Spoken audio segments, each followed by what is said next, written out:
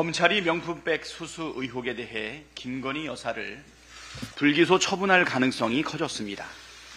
언론 보도에 따르면 이창수 서울중앙지검장은 지난 26일 심우정 검찰총장에게 사건 수사 결과를 보고했는데 수사팀은 김건희 여사와 최재형 목사 모두 불기소하는 방향으로 가닥을 잡았다고 합니다.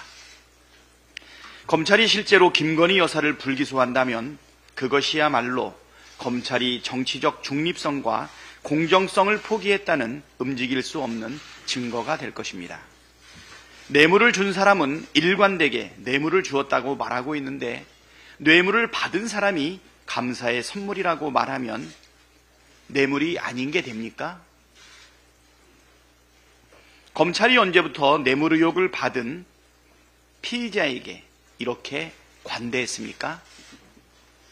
김건희 여사가 아니라 다른 사람이었어도 불기소 처분을 했겠습니까?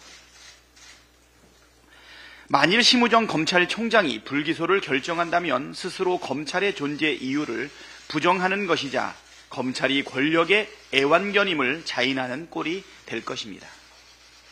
불법 행위를 한 자를 처벌해야 할 검찰이 불법 행위를 묵인하고 방조한다면 검찰이 존재해야 할 이유가 없습니다. 검찰이 권력의 애완견이 아니라면 김건희 기소로 증명하십시오. 우리 헌법은 대한민국은 민주공화국이라고 규정하고 있지만 현실은 김건희 왕국을 방불케 합니다. 윤석열 정권 2년 반 동안 벌어진 모든 상황이 그것을 입증하고 있습니다. 도이치모터스 주가 조작에도 서울 양평고속도로 특혜 의혹에도 최혜병 사건 수사 외압에도 경찰 마약 수사 무마 의혹에도 공천 개입 국정농단 의혹에도 어김없이 김건희라는 이름 석자가 등장합니다. 대통령부터 여당, 검찰과 경찰에 이르기까지 모든 권력기관이 김건희 방탄에 총동원되고 있습니다. 수사기관을 비롯한 국가기관들은 알아서 면죄부를 주는데 앞장서고 있고 여당 의원들은 줄 서지 못해 안달이고 검사 출신 대통령은 대놓고 김건희 방탄에 앞장서며 야당 의원들에게 싸우라고 독려하고 있습니다. 온갖 범죄 의혹을 받고 있는 김건희 여사는 틈만 나면 대통령 행세를 하고 이런저런 지시를 쏟아냅니다. 대통령실이 공개한 공식 사진들에는 김건희 여사가 센터를 턱하니 차지하고 있고 윤석열 대통령은 꽂아놓은 보릿자루 취급받고 있습니다. 과연 대한민국의 진짜 통치자는 누구인가? 국민이 묻고 있습니다. 이르면 오늘 윤석열 대통령이 김건희 특검법과 최혜병 특검법, 지역사랑 상품권에 대한 지역사랑 상품권법에 대한 거부권을 행사할 거라는 전망이 나옵니다.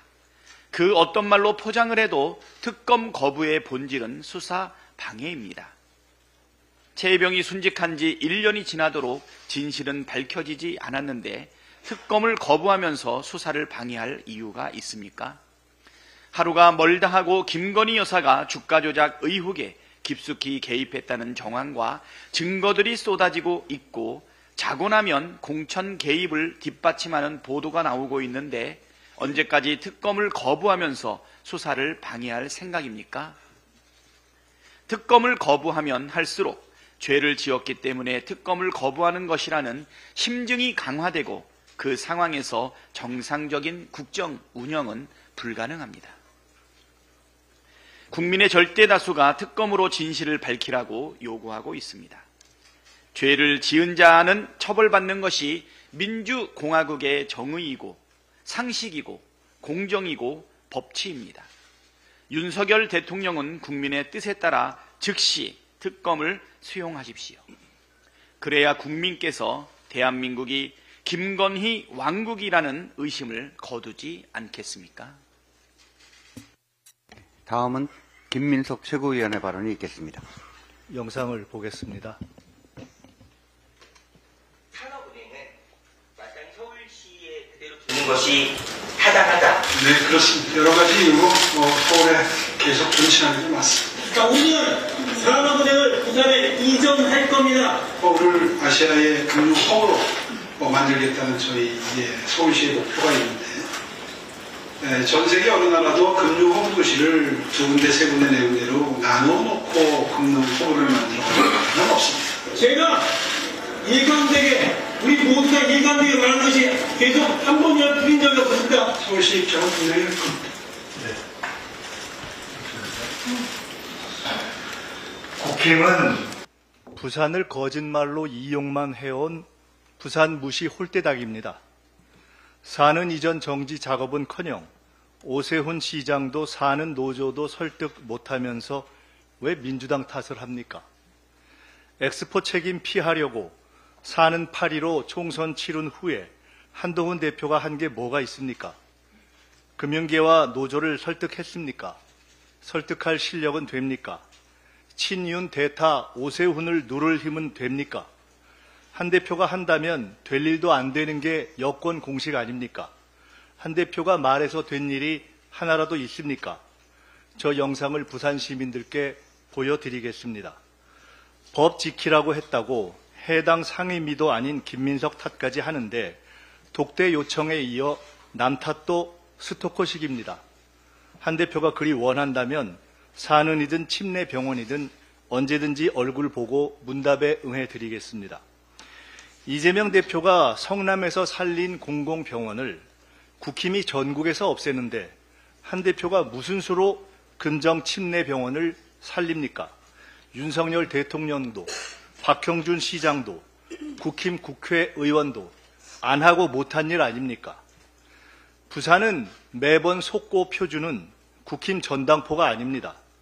지난 총선에서 부산만 봐줬던 김건희, 윤석열 심판, 부마항쟁 기념일 10월 16일엔 부산이 할 겁니다. 부울경 메가시티도 가덕 신공항도 부산 민주당이 추진했고 부산 국힘이 흔들었습니다. 부울경 산업금융법과 금정 공공침례병원 민주당이 만들겠습니다. 국힘과 윤석열 한동훈은 못합니다. 진짜 실세 김건희도 못합니다. 민주당과 이재명은 합니다. 오늘 이재명 대표의 위증교사 사건 구형이 있습니다. 검찰이 제시한 위증교사 근거 발언 자체가 창작과 편집, 조작의 산물입니다. 정치검사들의 진짜 전공이 법학이 아니라 판타지 소설이라는 것을 이번에 알았습니다. 국민에게 안 팔리고 법원도 안 살 겁니다.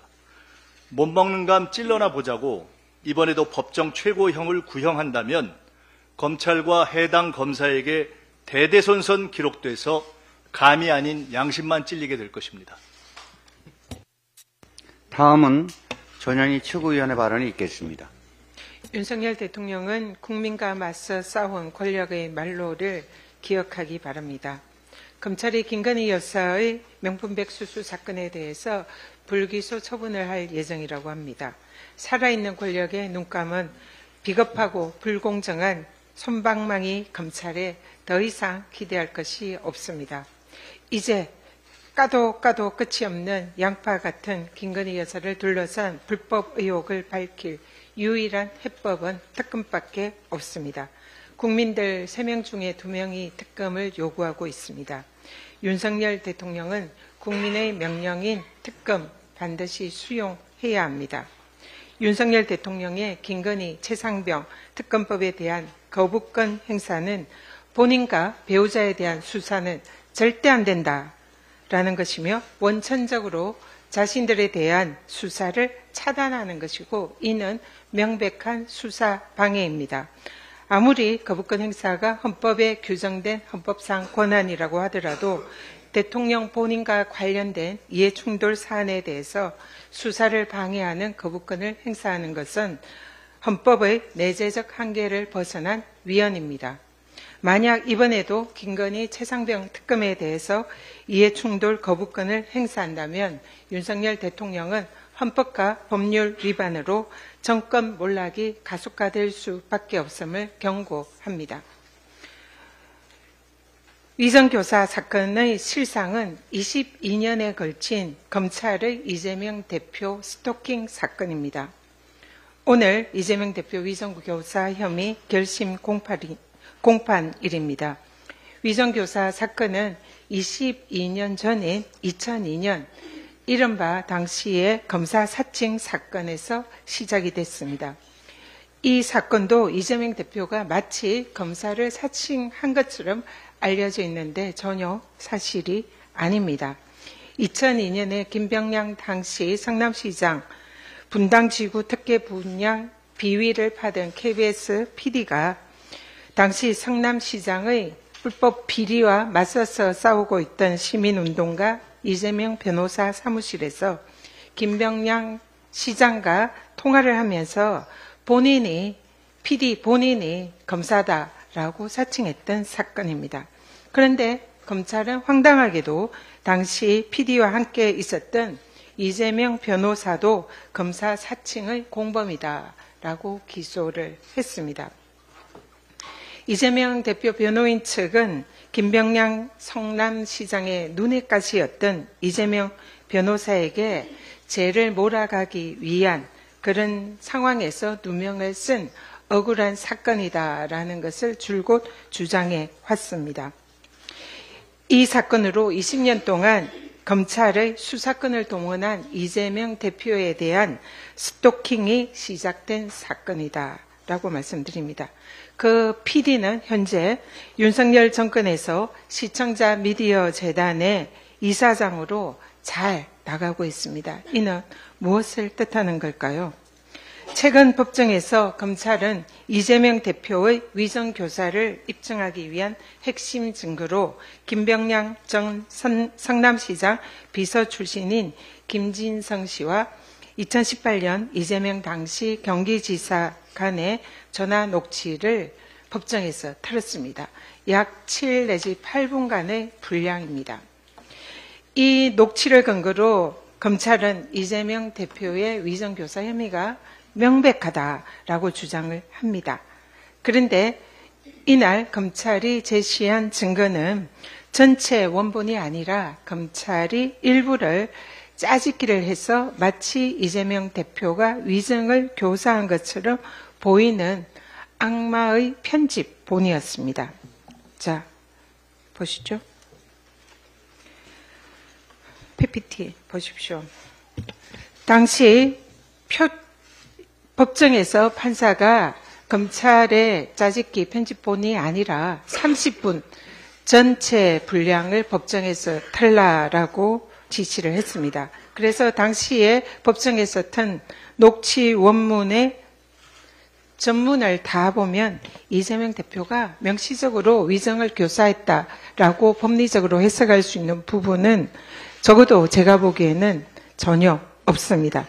오히려 총 30분의 전화 통화에서 이재명 대표가 10여 차례 이상 기억을 되살려서 사실대로 얘기해달라. 그냥 있는 대로 얘기를 해달라. 심지어 안 본 거 얘기할 필요 없다. 라는 발언까지 하면서 이재명 대표가 스스로 허위 진술을 바라지 않는다는 그런 입장을 명확히 했다는 것을 녹취록 전본에 보면 명확히 드러납니다. 또 다른 PPT입니다. 지금 이 편집본에 의하면 중간의 내용을 삭제를 했습니다. 이거는 국민의힘 박정훈 의원의 TV에 나온 얘기입니다. 마치 예 그래요 통화할게요. 그래서 여기에서 이재명 대표가 위증을 한 것처럼 이렇게 이런 뉘앙스로 게재를 하고 있습니다. 그런데 원본은 중간이 삭제가 됐습니다. 예를 들면 안 본 거는 얘기할 필요가 없다. 이런 내용이 중간에 들어있습니다. 이걸 드러내고 삭제하면 이재명 대표가 위정교사 한 것처럼 보이는 거죠.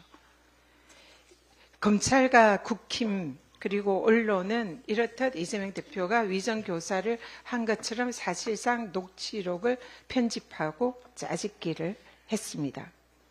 이러한 악마의 편집은, 특히 검찰이 한 악마의 편집은 일종의 증거 조작이고 공문서의 위조가 될 수도 있는 심각한 범죄 행위가 될 수도 있는 그런 행위임을 경고합니다.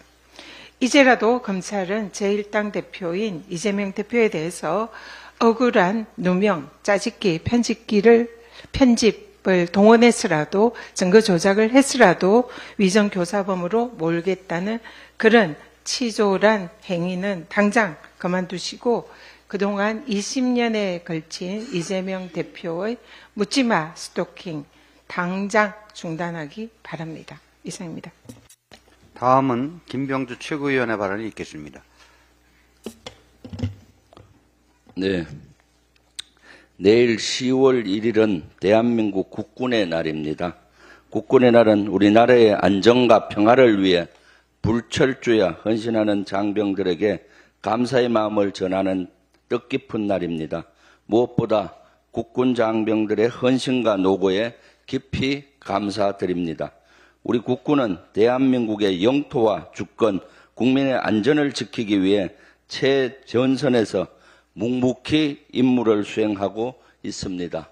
그들의 노고와 헌신이 있었기에 우리는 평화로운 일상을 누릴 수가 있습니다. 국민 여러분께서도 국군 장병들에게 많은 응원과 격려를 보내주실 것을 부탁드립니다. 이재명 대표 위정교사 결심 공판이 오늘 있습니다. 전형적인 정치검찰의 형태입니다. 정치검찰은 먼지를 탈탈탈 털어서 먼지가 안 나오니까 흙을 뭉쳐서 여기에 먼지가 있다라고 그러한 형태를 보인 기소고 거기에 따른 오늘 결심 공판이라고 생각합니다. 이러한 정치검찰의 형태 우리 국민들이 두 눈 뜨고 바라보고 있습니다. 역사의 죄인이 되지 않았으면 좋겠습니다. 주가 조작, 명품 백수수, 공천 개입, 임성근 구명 로비 등 대한민국을 흔드는 각종 의혹의 중심에 늘 빠지지 않고 등장하는 주연 배우가 있습니다. 바로 김건희 여사입니다.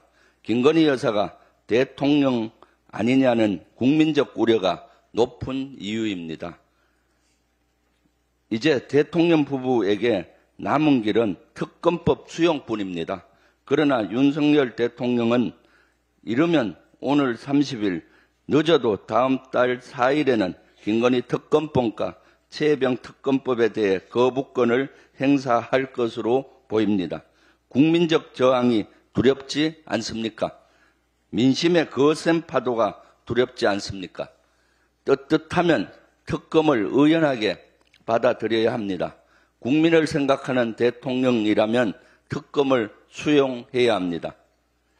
경향신문과 박선원 의원의 보도 자료에 의하면은 합동참모본부가 2,418억 원의 예산과 관련해서 합참 이전에 대한 타당성 조사를 기재부에 요청했다고 합니다. 합참이 청사 이전과 관련한 비용을 잠정적으로 확정한 것으로 보입니다. 대통령실은 2022년 국방부 건물을 빼앗아 용산으로 이전했습니다. 국방부는 바로 옆 건물인 합참 건물로 자리를 옮겼습니다. 합참의 일부 인원들은 시설본부로 이전을 했습니다. 이제는 공간이 부족하다는 이유로 합참은 서울 남태령으로 이전한다는 계획입니다. 다시 말해 대통령실 졸속 기전이 없었다면 최소 2,418억 원이라는 열세 또한 낭비할 필요가 없었던 것입니다. 대통령실 이전의 후가가 눈덩이처럼 커지고 있습니다. 윤석열 대통령은 애초에 대통령실 이전 비용에 대해 496억 원이면 된다고 했는데 이것은 국민을 속인 것이나 마찬가지입니다. 졸속 기전이 명확해진 만큼 국정조사와 특검의 필요성 또한 명확해지고 있습니다. 대통령실은 더 이상 국민의 혈세를 낭비하지 말고 지금이라도 청와대로 복귀하는 것을 검토하시기 바랍니다. 이상입니다. 다음은 이현주 최고위원의 발언이 있겠습니다. 네, 오늘 결심 공판이 열리는 이재명 대표님의 위증교사 건 관련해서 저도 한 말씀 드리겠습니다. 지난 영장기각 결정문에서 위증교사가 마치 소명이 되는 듯 기재가 되어 있어서 많은 분들이 선입견을 갖고 있을 수도 있을 것 같습니다. 다만 이제 그때 판사님 결정을 하신 판사님께서는 영장 기각과 관련해서는 상당히 공정한 결정을 하셨다고 생각이 됩니다만 아마 당시에 이 위증교사 건과 관련해서는 검찰에서 편집한 녹취록을 보신 게 아닌가 하는 생각이 듭니다. 그래서 녹취 전체를 보지 않고 혹시 하신 게 아닌가 하는 생각이 들고요. 그래서 아까 많은 분들이 말씀하셨습니다만 그 대부분의 상당한 말들이 고의로 삭제되어 있는 악마의 편집본이 공소장에 적시가 되어 있는데요. 그 중에서 굉장히 중요한 말들이 삭제가 되어 있습니다. 그래서 지난 9월 9일 재판에서는 판사의 주문으로 녹취 전체가 약 30분간 재생이 되기도 했습니다. 그러면 어떤 말이 삭제가 되어 있는가가 굉장히 중요한데 여기서 우리가 위증이란 무엇이고 위증교사란 무엇인가에 대해서 한번 그 개념에 대해서 반드시 짚고 넘어가야 하겠습니다.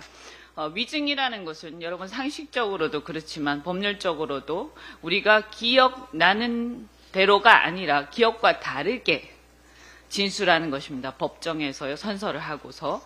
기억과 다르게, 보고 들은 것과 다르게, 기억하는 사실과 다르게, 이런 것들인데요. 그러면 만약에 보고 들은 그대로, 있는 그대로, 그리고 기억나는 그대로 진술해 달라고 얘기를 한다면 그것은 위증을 교사하는 것이 아니라 위증하지 말아 달라고 호소하는 것일 것입니다.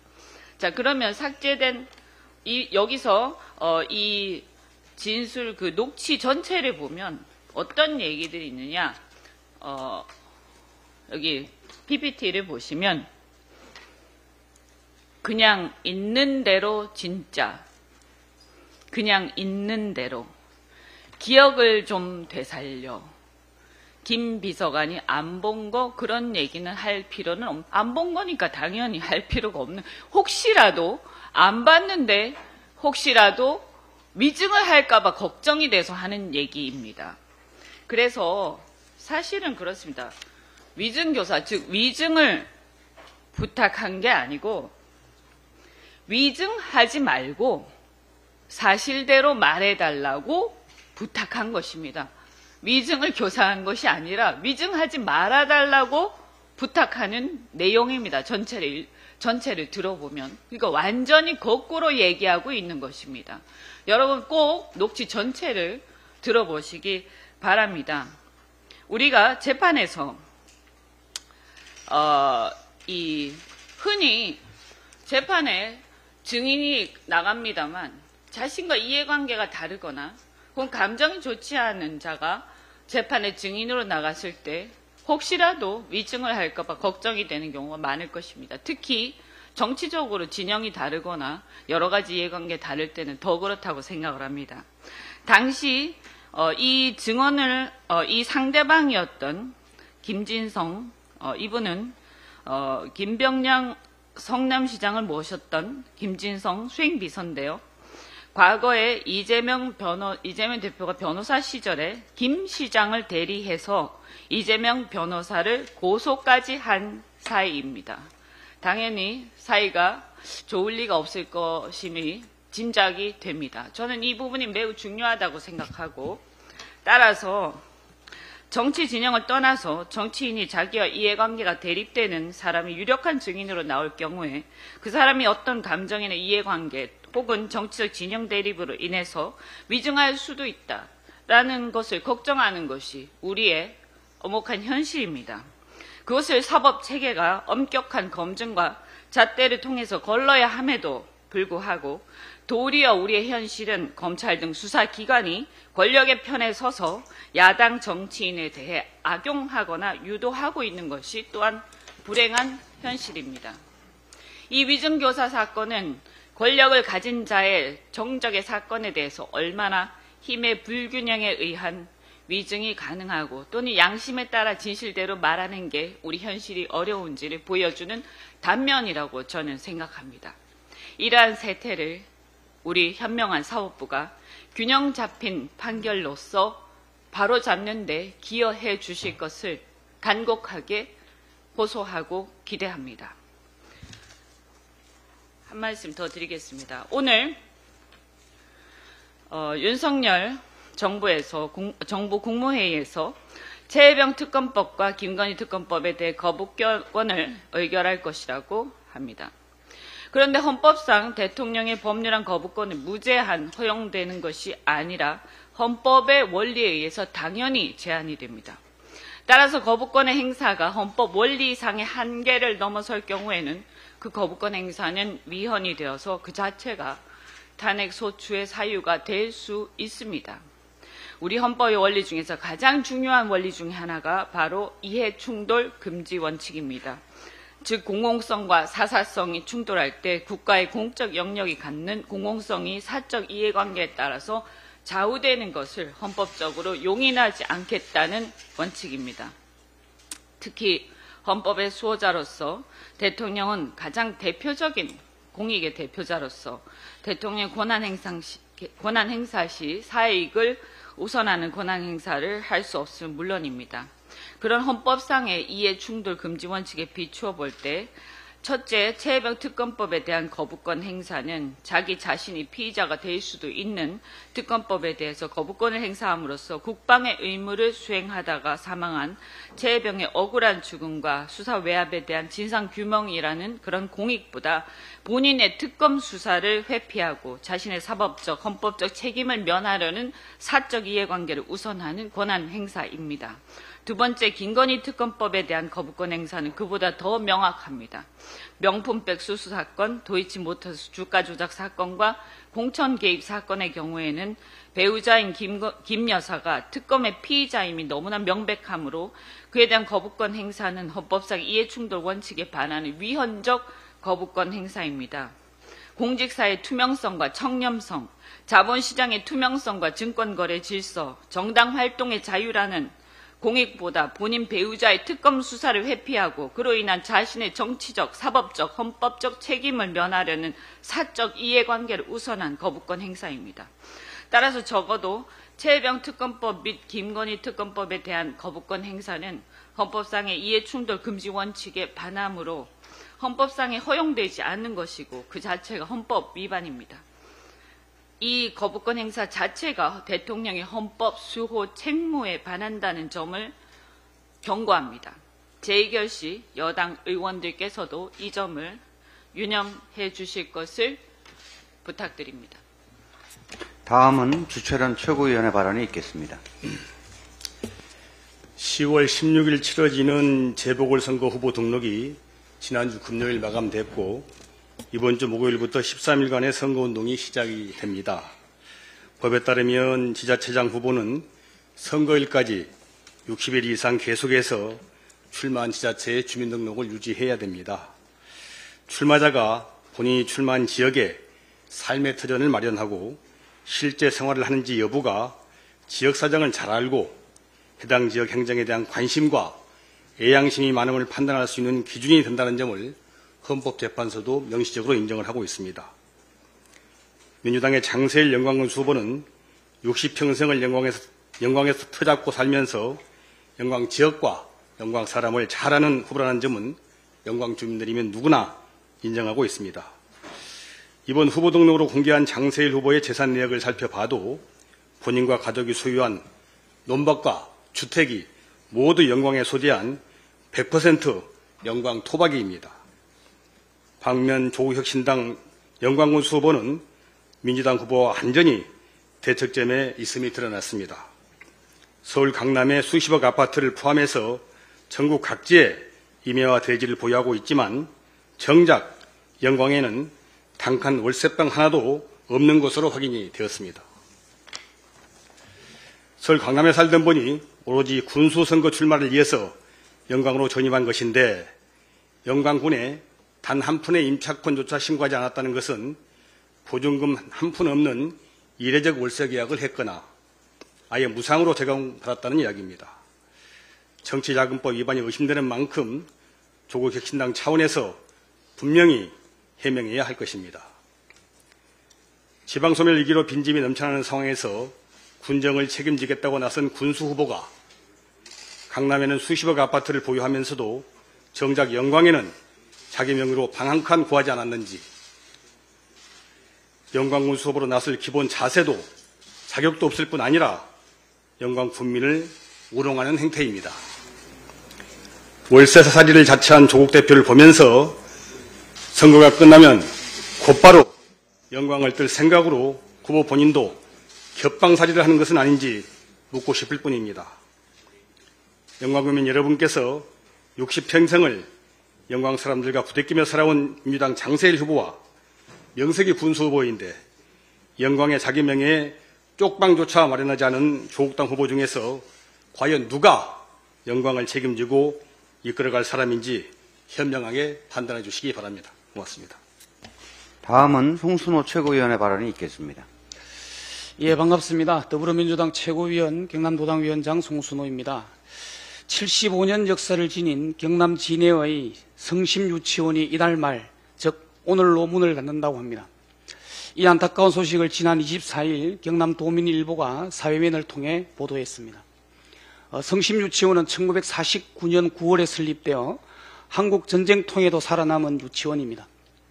한창 때 150명에 달하던 유치원생 수가 20명까지 줄어들자 더 이상 운영이 어렵다고 판단해 폐원을 결정했다고 합니다. 지역 소멸의 위기는 전쟁보다 더 무섭게 우리 눈앞의 현실로 나타나고 있습니다. 성심유치원의 폐원은 우리나라가 처한 지역 소멸의 한 단면을 보여줍니다. 올해를 포함해 최근 5년간 경남에서 사라진 유치원은 공립 8곳, 사립 47곳으로 총 55곳입니다. 어린이집은 지난 5년간 매년 267곳이 문을 닫았습니다. 지역 소멸 문제는 비단 농어촌과 구도심뿐만 아니라 수도권을 제외한 대한민국 전체 지역의 문제입니다. 지역 소멸의 가장 큰 원인은 수도권 1급 체제입니다. 수도권 1급 체제는 대한민국 전체가 인구 소멸로 가는 지름길입니다. 대한민국은 수도권 1급 체제 하에서 청년 유출로 인한 공동화와 초고령 노인 인구의 사망에 따른 자연적 지역 소멸, 팍팍한 살림살이에 따른 수도권의 결혼, 출산율 저하로 이어지고 있습니다. 이러한 사정에도 윤석열 정부는 국가 균형 발전에는 전혀 관심이 없습니다. 오히려 수도권 1급 체제의 대안이자 국가 균형 발전 정책이었던 부울경 메가시티를 앞장서 무산시켰습니다. 아시다시피 부울경 메가시티는 35조 원 정부 예산까지 예정된 사업으로 노무현 정부 임기 말에 구상되어 이명박 정부와 박근혜 정부를 거쳐 문재인 정부에 이르러 법적, 정책적 실체가 완성되었고 윤석열 정부 국정과제로 이어진 오랜 역사성을 지닌 대표적인 국가균형발전 정책이었습니다. 특히 김경수 전 경남지사가 추진한 부울경 특별연합은 수도권에 대응하는 하나의 축으로 국토균형발전과 침체된 지역성장의 새로운 동력을 마련하려는 담대한 계획이었습니다. 그런데 박한수 경남지사는 취임하자마자 부울경 단체장들과 부울경 특별연합 폐지에 나섰고 각 광역의회와 중앙정부도 맞장구를 치면서 폐지 절차는 일사천리로 처리되었습니다. 부울경 특별연합이 폐지되면서 국토균형발전 사업과 초광역 협력사업 예산이 삭감되었고 지역의 주요 현안 사업들도 줄줄이 차질을 빚게 되었습니다. 그런데 며칠 전 저는 참으로 목불인견의 기사 한 토막을 보았습니다. 경남, 부산, 울산의 세 자치단체장이 모여서 저출생과 인구 소멸을 주제로 TV 토론을 벌였다는 기사였습니다. 부울경 메가시티를 제 발로 걷어찬 그들이 모여 과연 무슨 대응책을 내놓았을까요? 지역 소멸을 막고 국가 균형 발전을 이루는 일, 현재의 여당 자치단체장과 무능한 윤석열 정부는 절대 할 수 없는 일입니다. 우리 더불어민주당이 하루빨리 정권을 되찾아야 하는 이유입니다. 감사합니다. 마지막으로 이재명 당대표께서 네, 제가 발언하기 전에 제가 옆에서 듣다 보니까 우리 주철현 최고위원께서 장현 후보가 월세방도 없었다 이렇게 말씀하셨어요. 설마 어디 다리 밑에 거적대기 치고 살지는 않을 거고 어딘가 세를 그래도 월세라도 얻어 살고 있지 않을까 싶어서 좀 혹시 제가 하도 이 허위사실 공표로 고발을 못 당해가지고 재판 받다 보니까 걱정돼서 그냥 저희가 확인한 바로는 친척 집에 그냥 갯방살이 하는 것으로 주민등록번호는 그렇게 들었습니다. 확인된 거예요? 네. 예, 알겠습니다. 이게 하여튼 자꾸 이런 걸 문제 삼아서 제가 걱정돼서 그랬습니다. 네, 일본의 자민당 총재로 이시바 시게루 전 간사장이 선출됐다고 합니다. 이웃 국가의 야당 대표로서 진심으로 축하드립니다. 그리고 기대의 말씀도 한 말씀 드리고자 합니다. 이시바 새 총재는 차별화된 역사의식을 가진 분으로 알려져 있습니다. 한일 관계가 전향적이고 또 미래지향적인 관계로 발전될 수 있도록 좋은 계기가 되기를 기대합니다. 한일 관계는 언제나처럼 과거 문제, 또 역사 문제, 독도 문제 이런 걸로 매여 있을 수만은 없지 않겠습니까? 문제는 이 문제를 덮는다고 외면한다고 없어지지 않는다는 것입니다. 있는 사실을 인정하고 충분한 사과 표명을 통해서 독일이 유럽에서 선도적인 국가로 자리 잡았던 것처럼 일본도 이 동북아에서 지도적인 국가로 다시 자리매김하시기를 기대합니다. 한일 관계도 새로운 기반 위에서 발전적으로 자리하기를 기대합니다. 취임을 축하드립니다. 이상으로 회의를 마치겠습니다.